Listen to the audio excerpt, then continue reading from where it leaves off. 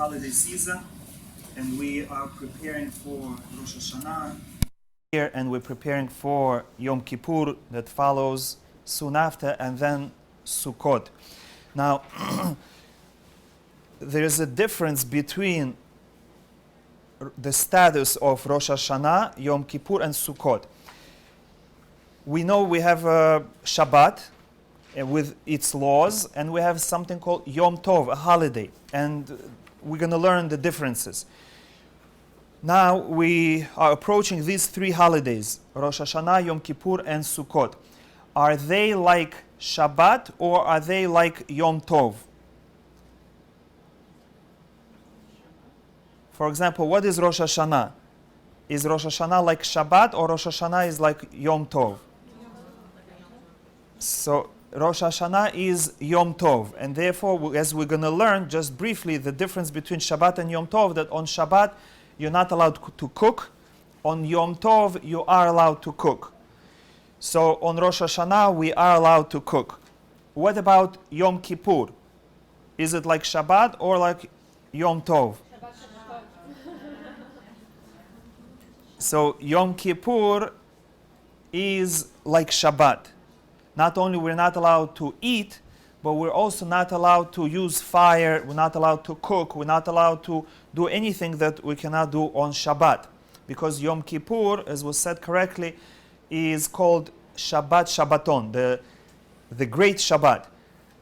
So you have to remember that Yom Kippur, even though it's called a high holiday, but it's not really a holiday, it's like Shabbat. And Sukkot, your Sukkot is also Yom Tov. Now, Sukkot is 7 days plus Shmini Atzeret plus the extra Yom Tov for outside of Israel, so that's 9 days. And so for sure you're going to have Shabbat inside Sukkot. And sometimes Shabbat is going to be on Yom Tov itself. So sometimes Shabbat is going to be on Chol HaMoed.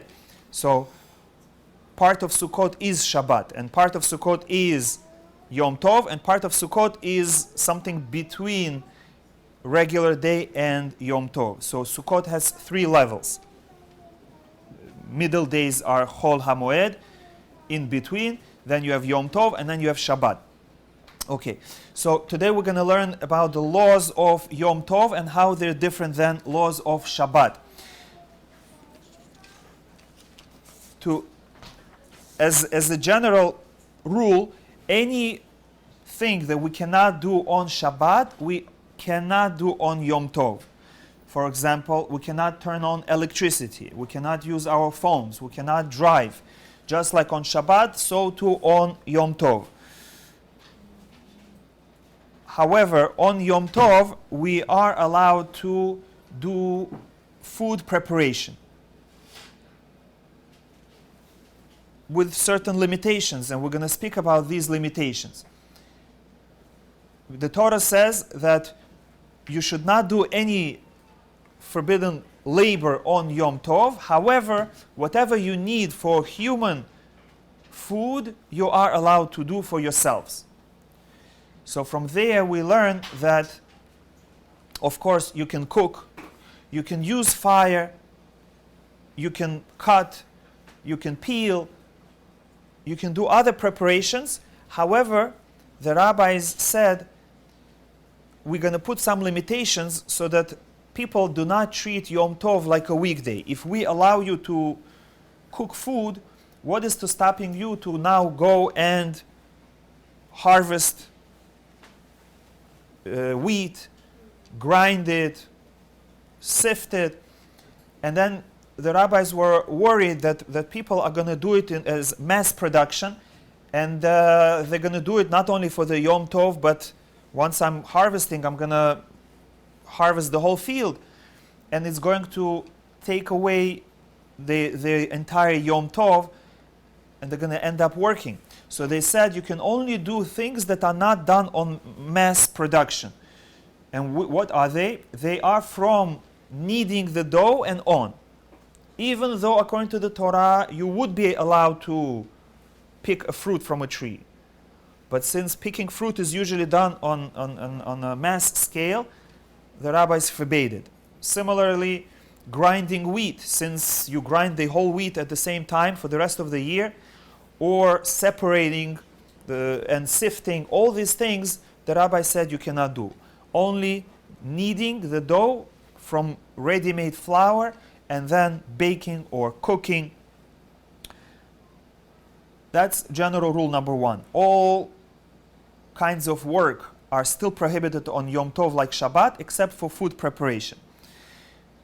In addition, we can only do on Yom Tov what we need for Yom Tov itself. We cannot say, once I'm doing it, let me make a little more so that I save it for the next day or for the next week. You can only do what you need for today. If the way to prepare this food is to make the large quantity, then that's permitted. For example, in the olden times they used large ovens, and if you put just one loaf of bread in that oven, it might burn. So they used to fill up the whole oven with bread, and this way the bread comes out better and more evenly baked. And so if you have such an oven that only works well if you put a lot of loaves of bread in it, then you're allowed to. Or if the particular pot and the dish that you're trying to make requires you to make a large quantity, let's say you cannot make small quantity. You're used to making it with, let's say, 4 cups of rice, and you cannot make it with 1 cup of rice. You're just not gonna know the proportions correctly. So then you're allowed to make large quantity because it's needed for Yom Tov. This way the food is going to come out better. But to keep in mind that not only actual work I cannot do from Yom Tov for the next day, any preparation. For example, you know that, let's say today is Tuesday and it's Yom Tov, and Wednesday you're having guests. So you cannot say, okay, we ate already, let's just clean up and let's set the table the way we need it for tomorrow. That you cannot do because now it's Yom Tov, tomorrow it's going to be weekday, and therefore I cannot, even moving furniture, even moving chairs, which I can do on Shabbat Yom Tov, but since it's for next day, I cannot do it. Many rabbinic prohibitions that are prohibited on Shabbat are also prohibited on Yom Tov. For example, playing musical instruments. On Shabbat, musical instruments are forbidden rabbinically because you may come to fix it. If a musical instrument breaks, you will fix it, and in order to prevent that from happening, the rabbi said, don't play musical instruments on Shabbat, and similarly on Yom Tov. And therefore, as an extension of it, we're not allowed to not only play music, listen to music, we're not even allowed to dance, because dancing may lead one to become so happy that you're going to forget what day it is and grab an instrument and play an instrument. Even though most of us are not experts in playing musical instruments and we're not going to grab an instrument and play, but still we have this rule that we keep. And similarly, we don't even clap hands in rhythm because that is also a form of music. Or banging the table rhythmically, or spoons or cups. These things we don't do on Shabbat, and we don't do them on Yom Tov. And the general category of what's called muktzeh, things that are set aside not for Shabbat use, similarly we're not allowed to use them on Yom Tov. And in fact, these things are even more strict on Yom Tov. For example, on Shabbat, if you have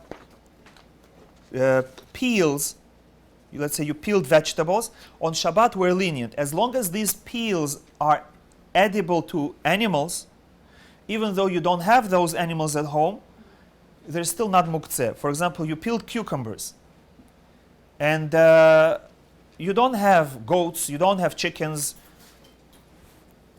you don't have horses, but still you're allowed to pick those peels up with your hand and put them in the garbage. Eggshells are okay also? Eggshells is a different category because animals don't eat eggshells. Some chickens do, but that's for some reason that's not considered enough. Maybe because they eat it not for not as their food, but as an additional mineral nutrients, but not their regular diet. So eggshells are considered muktzah, even on Shabbat. But peels that are edible to animals, on Shabbat they're not muktzah. But on Yom Tov they are. So therefore, you keep this in mind.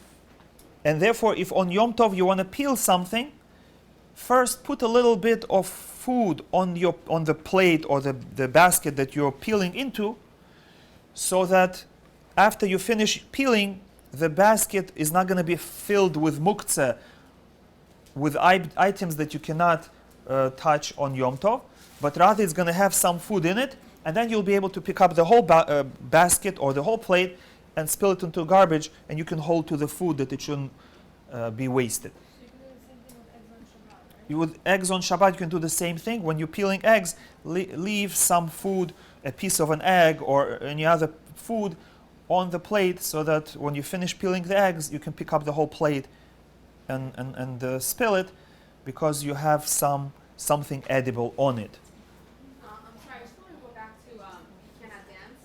I know that just from what I remember, generally, like, you know, when from the Sephardic community, once a girl gets married, right, or at the Chatan or the holiday when they get married, the Shabbat after, the ladies get together, and then they have, you know, they're singing and then there's dancing. So Yes. that's not appropriate. Right. Any singing is permitted with your own voice, but accompanying your singing with clapping or banging or dancing, that's not allowed.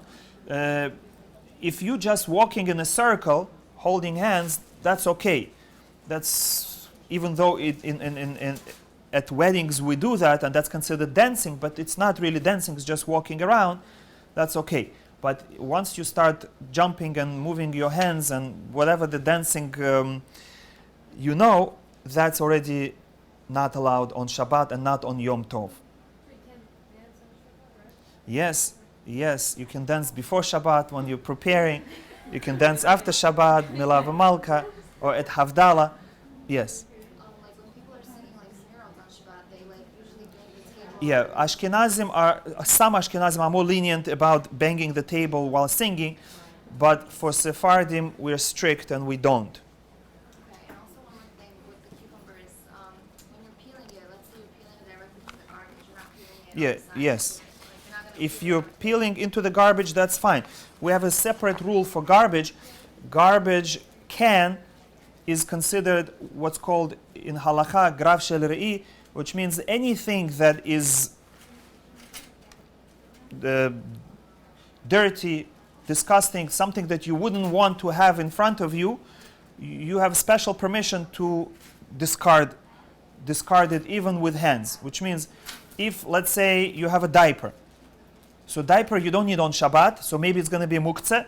So we say, since it's smelly and dirty, we allow you to pick it up with your hand and throw it out. Same thing is with a potty that a child made into, even though it's you cannot use it on Shabbat, but because it's bothering you, you can pick it up and you can spill it, you can wash it. And the same thing with a garbage can.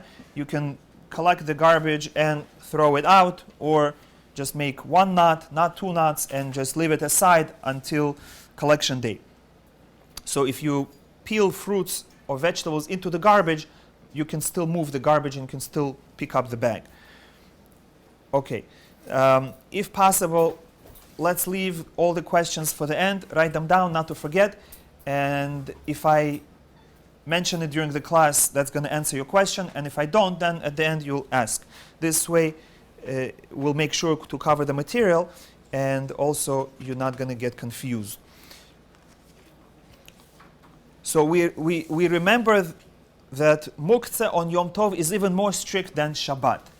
And that is because the rabbis said, since people are now allowed to cook, they're allowed to use fire, and they're allowed to carry without an eruv, they might misunderstand and they might think that it's not a holiday. They might think it's a weekday.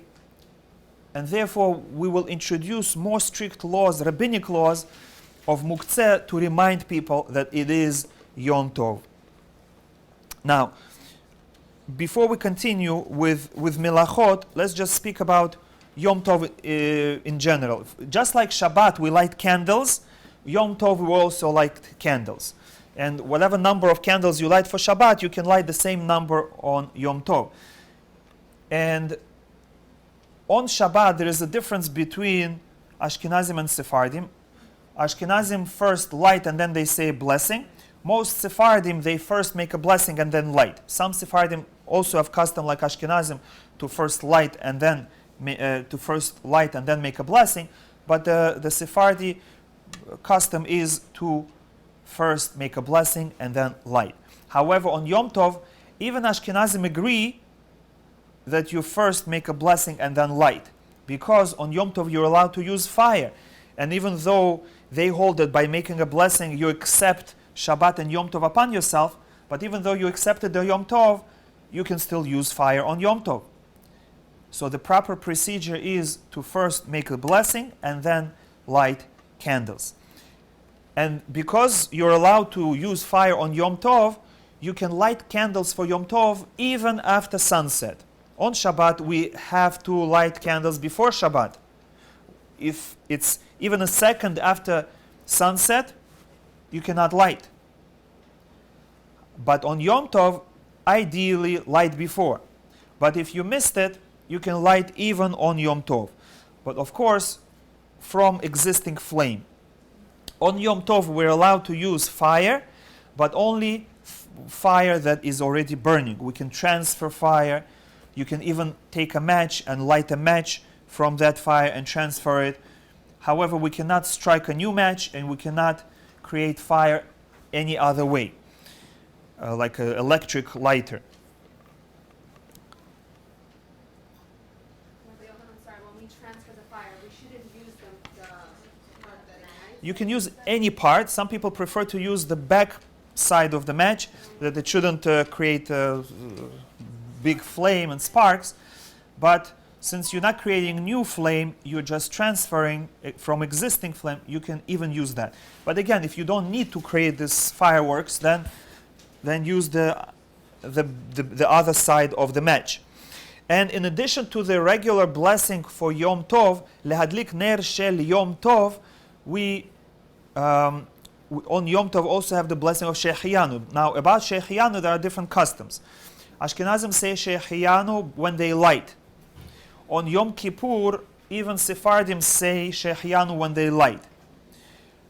However, if the lady is going to the synagogue on Yom Kippur, they're going to say Shehecheyanu in the synagogue. So then you don't have to say Shehecheyanu on candles. And the Sephardi custom, not to say Shehecheyanu on candles on Yom Tov, like Rosh Hashanah and Sukkot, but rather say it by Kiddush, by the meal. So one person says Kiddush, and at the end of Kiddush he says Shehecheyanu, and everyone answers Amen, and with that you fulfill your blessing. So therefore, for a Sephardi lady, she just makes one blessing, Le'adlik ner shel Yom Tov, lights however many candles she wants, and that's it.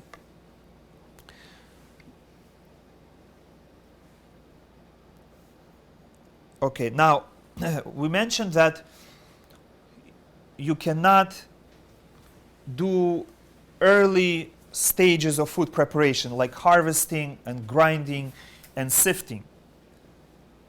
However, according to the Halacha, you are allowed to shecht, to slaughter animals and birds. And that is because meat tastes better when it's freshly shechted. As opposed to wheat, whether you harvest wheat today or half a year from now, or half a year ago, once you dry it, it stays for many years and the taste doesn't change. And the same with flour. You can have flour that was freshly ground a week ago or a year ago, it tastes the same. However, since shechting animals requires a lot of work, the custom became not to shecht animals. However, shechting birds is still permitted because birds are smaller, there is less checking and salting and skinning. So if somebody has a shochet around and they want to shecht fresh chicken, they could do that on Yom Tov. With meat, we say that since now we have refrigeration and freezers, and the meat that was shechted a few days ago and frozen tastes almost as good as fresh, and it requires so much extra work to shecht a large animal, therefore we don't shecht animals. So just keep in mind, if you have fruit trees in your house, don't pick fruit on Yom Tov, even though according to Torah it would be permitted, but rabbinically it's forbidden. Not only that, even fruit that falls off the tree on Yom Tov by itself remains muktzeh, and you cannot pick it from the ground unless you know that this particular fruit fell from before Yom Tov. Similarly, if a chicken lays an egg on Yom Tov, you cannot use that egg on that particular Yom Tov. You can use it the following day, on the second day of Yom Tov. If a chicken laid egg on the first day of Yom Tov, you can use it on the second day of Yom Tov. Yes, for a technical reason not to get into, next day is already permitted. Okay. And just a brief law about muktzeh, an object that is not used on Shabbat. For example, you have stone, or you have a piece of wood, or you have feathers that are muktzeh. What if they are on an object that you want to use? You want to use a chair, and somebody, a child, or from before, they put a stone on it, or on your bed, and there is a piece of wood on it. So we don't touch the muktzeh itself, but if you touch muktzeh indirectly, that's permissible. So you just take a chair and you pick it up and shake it. Or you take your blanket and you shake it and the muktzeh object falls off, that's fine. Or if you have a stone in the middle of the kitchen, or any other muktzeh object, your phone, for example, you cannot pick it up with your hand, but you can move it indirectly, either with your foot or with a broom to the side of the room.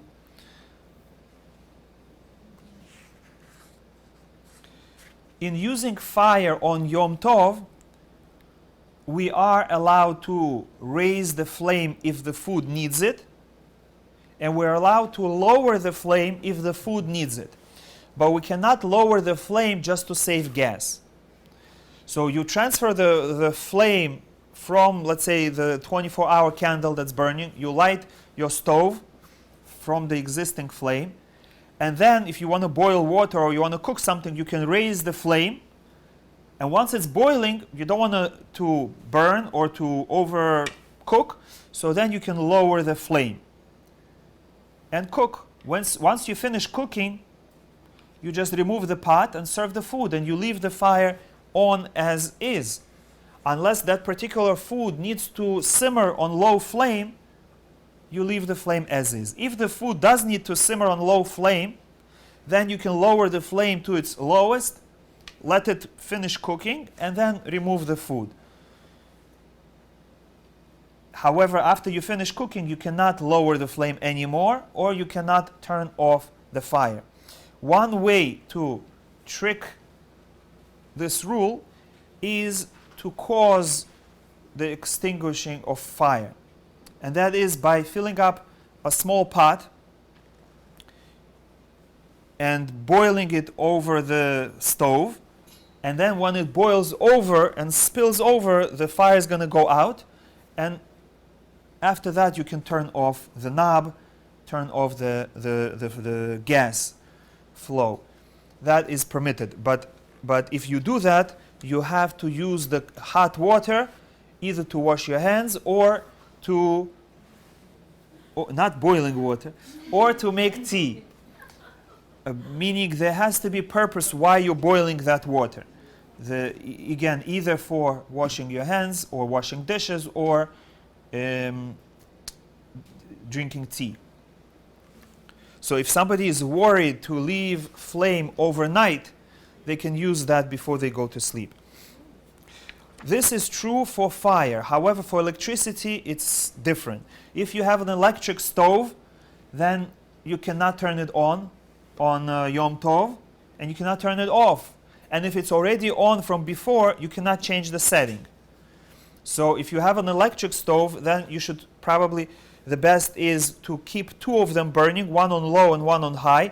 And if you need something to cook fast, you put it on high, and then you just transfer it on low.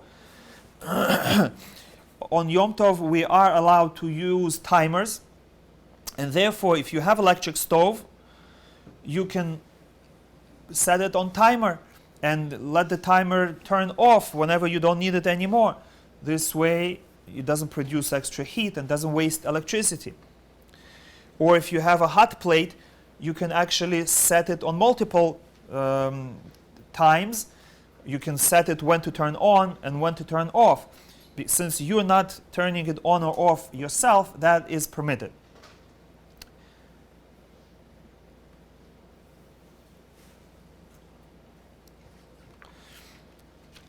Part of food preparation, surprisingly, is carrying food. Since if you don't have something, you can go to your neighbor and borrow. Or you can even go to a non-Jewish store that they know you and they trust you, and you can just take food from there and you'll pay them after Yom Tov. So since you may require carrying food on Yom Tov, it is permissible to carry on Yom Tov, even if you live in a place where there is no Eruv. On Shabbat, we can only carry outside if there is Eruv. But on Yom Tov, you can carry everywhere. But of course, the thing that you're carrying has to be needed for Yom Tov.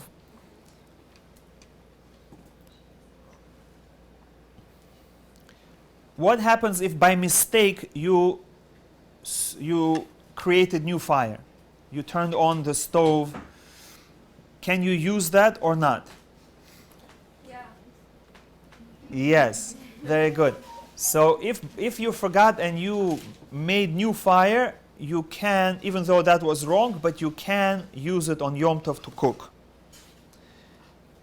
Or let's say your parents are not religious and you just like turn on the fire and then you're like, oh, okay, now what am I supposed to do? I think you can use it, right? Like if it's like not your fault and the food's there. Yes, on Yom Tov you can, on Shabbat you cannot.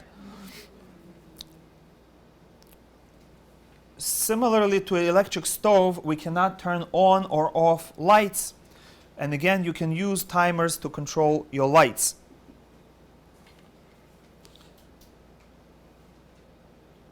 I know you said not to ask questions, but it's like really, really part of it. Like you know the stoves that like they're gas, but they make the noise like the noise, like they're like electric gas. Like what are you supposed to do?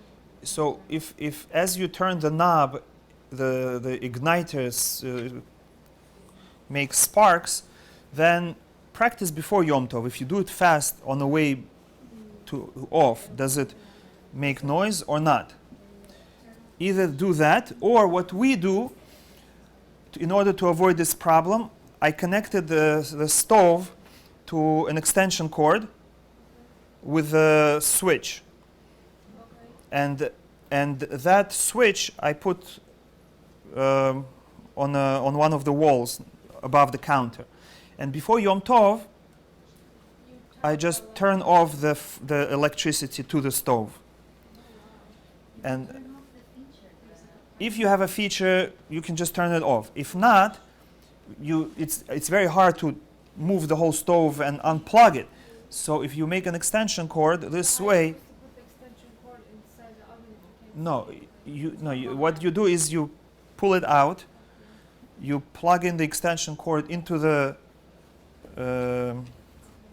wall, and then the oven is plugged into extension cord, and the end of it comes out, and therefore you can unplug it whenever you need or switch it off whenever you need. So that's a good idea, since a lot of holidays are coming up. You'll use it a lot, and this will also help you with more advanced ovens that when you open the door, lights go on and other things, if it's unplugged, nothing's going to happen, and then you can safely open the oven. But again, test it before Yom Tov, because it could be if your oven is fully electric, programmable, if you unplug it, even the gas will not work. So test it before. We are allowed to use hot water faucet on Yom Tov, even if you live in a private house, unlike Shabbat. And we are allowed to take showers on Yom Tov with hot water, unlike Shabbat.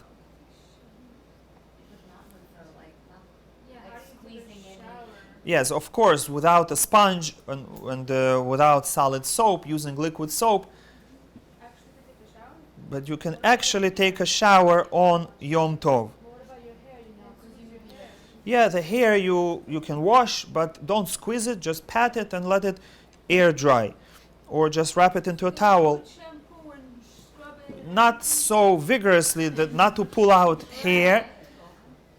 This is so interesting.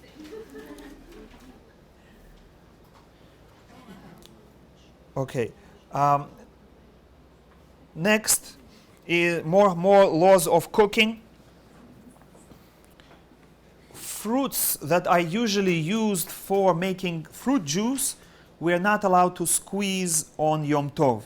So, for example, you cannot take a grape and squeeze it to make grape juice, or crush it to make the grape juice on Yom Tov. However, lemons, since lemons are not usually used to make lemon juice to drink, rather they're made either to eat or make lemon juice to add to food, therefore it's considered a fruit that we don't squeeze for juice to drink. And therefore I can squeeze lemon on Yom Tov into anything I want, whether into a drink or into food. And I can squeeze any fruit into food directly. So if I have an orange or lemon or whatever else you want to squeeze, a cucumber, into my salad or onto my fish or onto my meat, you can do that. However, fruits that are used to make fruit juice to drink, they should not be squeezed into an empty cup or into another liquid. So like orange juice, you wouldn't be able to squeeze into a liquid or an empty cup because you can make orange juice. Yes, but into food you would be able to. And we are allowed to make vegetable salads. We're allowed to make avocado salad. We can smash and grind fruits and vegetables on Yom Tov, not in a professional way, which means we should not use professional instruments, but with a spoon, a fork, with a knife, we can chop it finely, we can grind it or mash it. I have a question on the garlic grinders. Are you allowed to use on On Yom Tov, yes. Garlic mincer? Yeah. Yes. Shabbat, no. Shabbat, you cut it with a knife. But you can't cut it so thin with a knife, or you can't cut it so close together with a knife. Like that would be very finely chopped. You're Not very finely, but finely enough. Not as much as you would crush it, but on Shabbat we try to make it a little bit larger than usual. I'm sorry, I thought you would address it. When we squeeze out a lemon, we have the pits, the seeds. Are we allowed to take them out? Right? Yeah, that's a good question. I'm going to address this a little later. Now, if this particular food is usually ground in large quantities, we cannot grind it. For example, if you have rock salt and you want to grind it, you cannot grind it in the normal way. You have to do it with a shinui, in an unusual way. Why? Because salt is usually ground in large quantities commercially. Or if you have wheat, you cannot grind wheat on Yom Tov, because again it's used it is ground commercially. We can use manual devices to finely chop vegetables. If you have those things that you put the vegetable and you press it and it cuts it, you can use that on Yom Tov. You can use peelers on Yom Tov, and all the other manual devices to peel it, to chop it, to cut it in a special form. Now, let's speak about separating, what's called borer. On Shabbat, we are not allowed to separate bad from good. For example, if you have a seed in your salad, you cannot take out the seed, and there are a couple ways around it. Either you take the salad around it and leave the seed or the bones, or you take the seed out together with some good, together with some salad.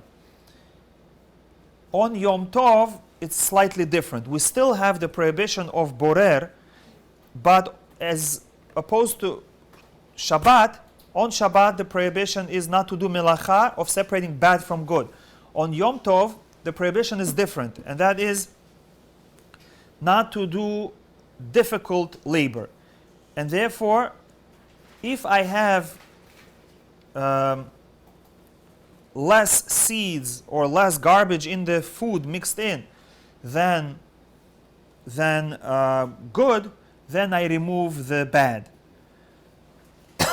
But if I have more bad and less good, then I have to remove the good.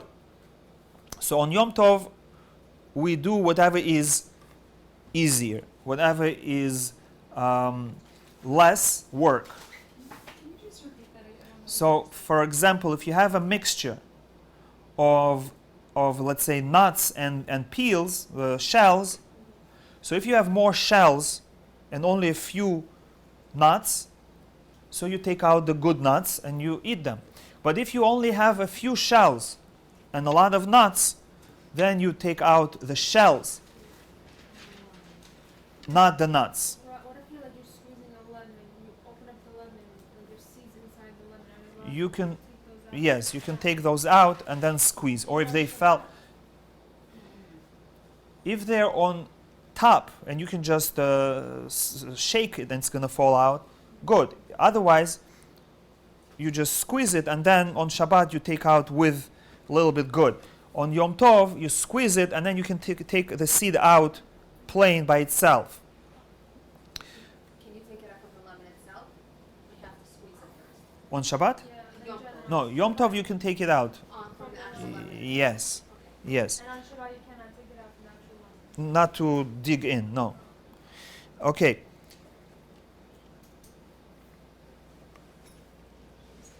Next is, we said that we're allowed to cook on Yom Tov. But that cooking is only for people, not animals, and only for Jews, not for non-Jews. Which means, if you have a dog and you like to cook for it, chicken soup, or a cat, you cannot cook on Yom Tov. If you have leftovers, you can feed them. But you cannot cook special for an animal on Yom Tov. Because as we mentioned, the pasuk, the verse at the beginning, whatever is needed for human food, you can do for yourselves. Yourselves means for you and not for your animals. So just to keep it in mind, if you have animals, either cook for them before or feed them ready-made food or your leftovers. Don't cook special. And similarly, the permission that's given to cook on Yom Tov is only for a Jew. Therefore, unlike Shabbat or weekdays, we're not supposed to invite non-Jewish guests for Yom Tov, because then we're going to need to cook for them, and that's a problem. However, if you have a nanny or live-in that's with you and you need to feed them, they can either cook for themselves, just tell them, take and cook for yourselves, or you can feed them food that you cooked before Yom Tov. So if you know that such a thing is going to happen, you're going to have guests who are not Jewish, you should cook food before Yom Tov and serve it. Yes. They can't eat along with what you're eating? If you cooked it before Yom Tov, they can. But if you're planning to cook fresh food on Yom Tov, you can only cook for you and your family or other Jewish guests, not for non-Jewish guests.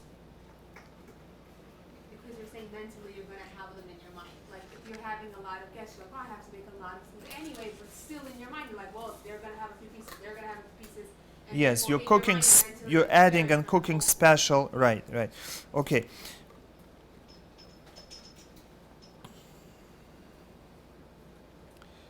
Now, at this point, if you have any questions, you can ask. Yes. You mentioned about grinder with salt and pepper. Can you repeat it? So we're not allowed to grind? You're not allowed to grind salt and wheat. These are two examples of things that are ground commercially. Pepper is different because we say that pepper, if you grind it before, it loses its strength. And therefore you're allowed to grind pepper on Yom Tov. And you're allowed to grind any spice on Yom Tov if it's a kind of spice that loses its taste over time. I don't mean to be disrespectful about this question, and I'm kind of new to this, but if the Torah, you said something about like, the Torah says it's okay, but the rabbinical says it's not okay.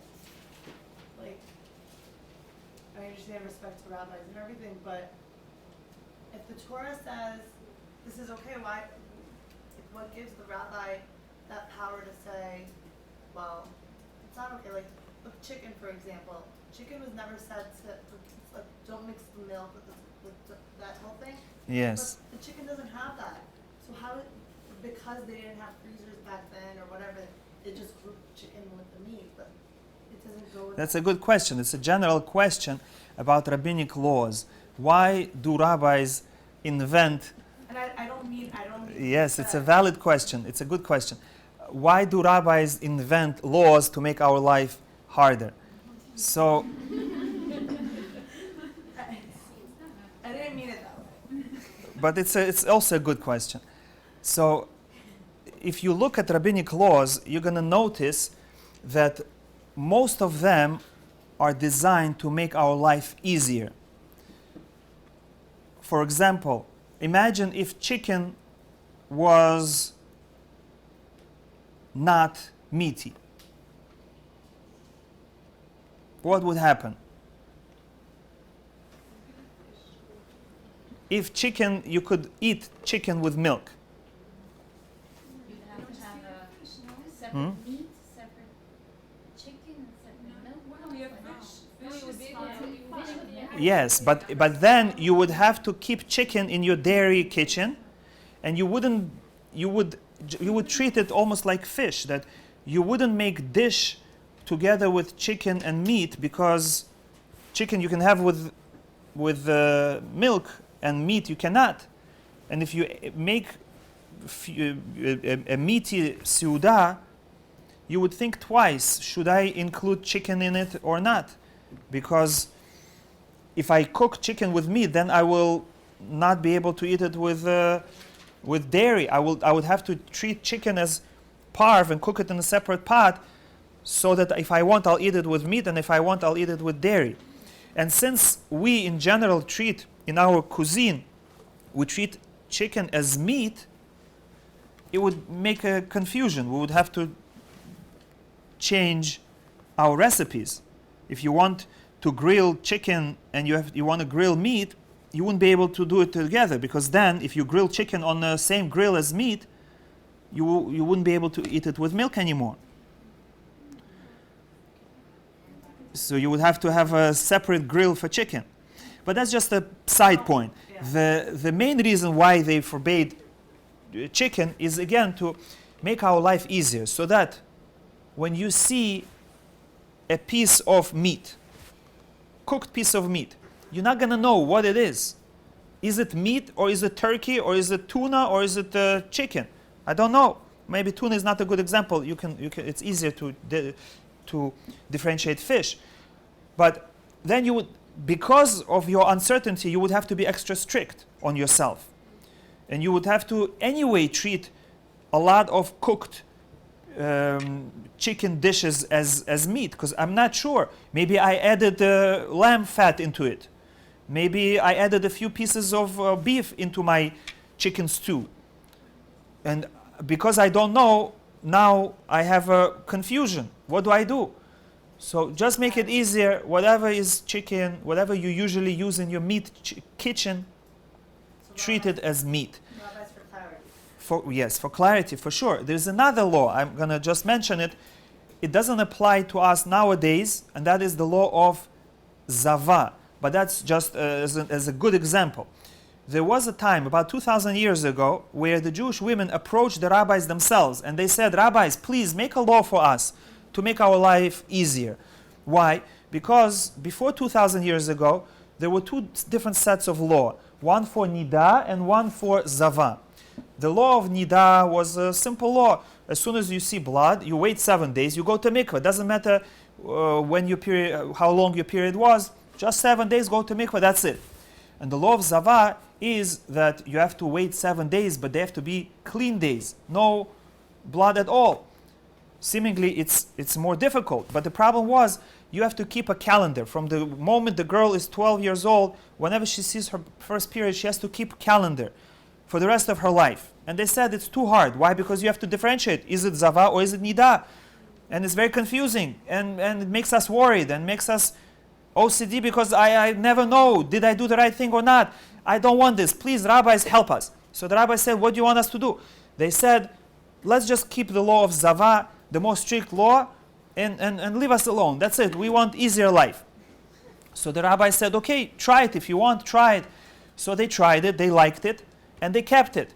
Their husbands were not happy, but the rabbi said, if women decided to make their life easier, they want to keep more strict law just to make it easier, okay, we agree. And that became the law. Why? Because the people asked for it. So similarly, we have a lot of rabbinic laws just to make our life easier. Why? Because people, the Jewish people, they want to do the right thing. And they don't want to make a mistake. And they say, if the laws are very clear-cut and I'm allowed to walk until the edge of the roof, I'm going to be scared. Why don't we make a fence a little bit, or maybe a line, a few feet away from the edge of the roof, a yellow line or red line, so that I know I don't pass that line. And you might say, why limit yourself? Why mark lines and not be able? If you can go until the edge, go until the edge. So the people say, no, we don't want to take the risk. Make our life easier, draw these lines, these limitations, so that we live comfortably. And I know that even if I make one step past the line, I'm not going to fall off the roof. So for our own safety, our own peace of mind, these laws were instituted. And therefore, you'll notice that most rabbinic laws, whether on Shabbat or Yom Tov or Kashrut, that's what we have in mind, to make it more enjoyable. Why? Because you just live freely, you don't worry, as they say in Russian, shag vleva, shag prava, rastrel, that if you make one little mistake, that's it, you're going to get a ticket or you're going to, chas v'shalom, go to prison. No. You can live your life with peace of mind that I protected myself enough that even if I make a mistake, it's not the end of the world, because that was just precaution. This was just a limitation that I set up for myself that allows some leeway. Thank you. Great answer. Thank you. Yes, you're welcome. Question. So if you light and then say a bracha, can you continue doing that, or should you switch that to a bracha first? If you light, on Shabbat you mean, if you light candles first and then you make a blessing, ideally you should switch and make a blessing first and light. However, it's your personal choice, which means you cannot tell others who are doing it that they're doing something wrong. Which means if you have a mother or grandmother who is lighting first and then she makes a blessing, you can leave her alone. Don't bother her. Why? Because there are opinions that allow that. And what continue? You could continue lighting and then. You can continue for yourself personally. You can choose to switch. That's the proper thing to do. But if it's hard, or if it's someone else, then you can continue. Another question. For an ill patient, for an ill person, let's say they need to keep a diabetic profile and write a diary. Is a family member allowed to do that for them? If they can't do it on their own? To write things, no. You either have to remember you have to remember, or set up certain things that you can, for example, make a few notes or sticky notes or with paper clips, and choose the one that's appropriate and clip it, and then after Shabbat you copy what you need. That's what they do when they sell aliyot on Shabbat in the synagogue. They need to write down who bought what, so they have names of everybody printed on index card, and they have numbers separately, and they just use paper clips to attach the numbers to the name, and then they know who bought what. But to actually use the machine to check like sugar. Oh, if they, no, that's different. If somebody is dangerously ill, or if you don't do something for them, they will become dangerously ill, then you're allowed to. So a diabetic, you can check their sugar, you can give a shot, or whatever is necessary. If somebody is dangerously sick and needs to go to emergency room, of course you take them or you call Hatzala. Yes. One more difference, you reminded me, thank you, one more difference between Shabbat and Yom Tov for Sephardim only is that on Shabbat we're not allowed to take medicine for slightly ill person, and on Yom Tov we are. For Ashkenazim it's the same, Shabbat, Yom Tov they treat the same, but for Sephardim we have a difference. On Shabbat we don't take medicine for things that are not dangerous, for things that are not serious disease, for things that don't make your whole body hurt, don't put you in bed rest. You feel sick but you can still function. We don't take medicine on Shabbat. But on Yom Tov, even if you have slight ailment, you can still take medicine. Why? Rabbi Ovadia Yosef says that is because the reason why we don't take medicine on Shabbat is because medicines used to be, and now it's becoming more popular, made from herbs. You grind herbs. And since you're not allowed to grind on Shabbat, don't take medicine, because if this is your last pill, you're going to then forget and make more medicine on Shabbat, which is forbidden. But on Yom Tov, since small quantities of food that you need on Yom Tov, we are allowed to grind. So even if you forget, or if this is your last pill, and you go ahead and grind a few more herbs on on Yom Tov, that's fine, because you're allowed to. And therefore you're allowed to take medicine on Yom Tov. Yeah. Vitamins are not on Yom Tov or Shabbat? No, vitamins is different. Anything that you take every day, you can take even on Shabbat and certainly on Yom Tov. Yes. I have a question. This happened once, and I still don't have clarity on if I did the proof in the right thing or not. I know that like the Shabbat candles were going into like a flame. Were we allowed to like extinguish like if it was getting bigger on Shabbat? Was that okay? If you're scared that your Shabbat candles are going to create fire, so there are a few options. Either you remove anything that's flammable around, and it's just going to die by itself, or you put metal or other objects that don't burn around it to protect the walls and the ceiling, if you can. Let's say you construct something from On Shabbat, you could actually? yeah, and you cover it on all sides with metal things, or if it's actually dangerous and it's a real danger of fire, you can pick up the whole tray and bring it to, let's say, bathroom, put it in the bathtub. It's better to move fire on Shabbat, which is only muktzeh, than extinguish it, which is milacha. Similarly, what do you do if a candle falls on Shabbat on the floor, on your carpet? Yeah, oh my God.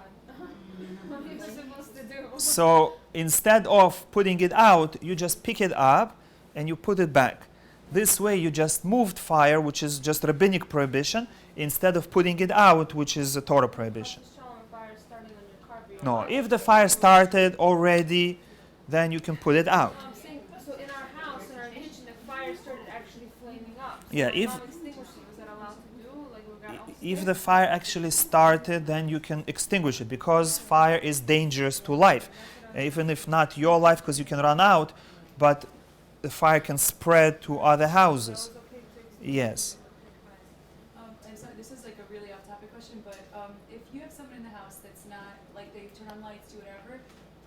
don't know if you've heard about these things you can add to a light that they're technically halachically allowed, but like I think the rabbi said it's not in the spirit of Shabbat. Yes, actually the put on kosher light switch. Yes. Yes, Is it that. better to install Yes, so we don't recommend using the kosher light switches generally for everybody, but if you have an older person or sick person who may need it, so then it's better to use this kosher way, even though it's not the proper way in the Shabbat spirit, but if necessary you can use it. And similarly, if you have people who don't keep Shabbat and they refuse to honor your request, keep the light on, and they turn the light off, so then for them it's better to install such a light so that at least they will not transgress Shabbat on Yeah. purpose. So when they shut it off, that's okay. That's they're doing it, but it's a little better. But then you don't turn it back on, right? It Like dep- using that same device. It depends on your own personal stringency. If you want to accept upon yourself not to use them, don't use them. But then in the morning they'll turn it on and it's fine. You can use it. Or if you say, since I'm in such an environment that my parents or siblings don't care and they turn it off, so for you it's okay, because technically you're not transgressing anything. Yes. Putting like cream on, like eye cream or face cream, is it allowed? On Shabbat or Yom? Yeah, we don't spread solids on Shabbat and Yom Tov, like creams, moisturizers, things like that, but you can use oils that are liquid. So for example, olive oil, avocado oil, or any other oil that's liquid, you can use it as moisturizer, but not solid cream. Can you dab it? If it's let's say something that you need for medical purposes, you can dab it. Yes, On Shabbat or on Yom Tov? both. I can use. You were saying that last time. You said there was some kind of something you can use to put the oil in. I Oh, was trying to find that. There is something that's a little bottle with a roll on. Yeah, a little bottle with a metal ball on at the tip, and it rolls the oil. Yeah. Now we're coming to the winter season. That's a good idea. I have like eczema, I'm very dry, right? And I could use my eczema cream on Shabbat and Yom Tov. If you can just replace it for Shabbat Yom Tov with oil, that's better. And there are plenty of good oils that, like for example, sea buckthorn oil. They say is very good for your skin. It's good for baby rash, diaper rash. Try it. I didn't try it for eczema, but I'm sure there are plenty of natural remedies that are from oils. They can try not to have problem with it on Shabbat Yom Tov. Sorry, if the makeup is not allowed, but oil-free, is that allowed? We heard the oil-free powders are okay, but then Some. how can you start oil? No. Oil separately is permitted. Oil with the dye is not permitted. Some do permit Shabbat makeup powder without oil, not oil-based, and some don't. So again, you can choose who you follow, but of course, the less you put on Shabbat itself, the better. If you can put before Shabbat something that lasts a long time, that's preferable, according to everyone. No, because since there is a permissible way, you can put it before Shabbat and just be careful throughout Shabbat. So then it's permitted. Okay, yes. Are you allowed to write on Yom Tov? No, we don't write on Yom Tov just like we don't write on Shabbat. So I have like a very big exam the day after Rosh Hashanah. Am I allowed to study and read my notes? If necessary, you can read your notes, right? You cannot write anything, but you can read. If you can prepare before Rosh Hashanah, it's better not to do it on Yom Tov or Shabbat. But if it makes you worried and you're stressed out and you feel you need to, then you can. Thank you. Okay? Hatzlacha on your exam. Shavuot Tov.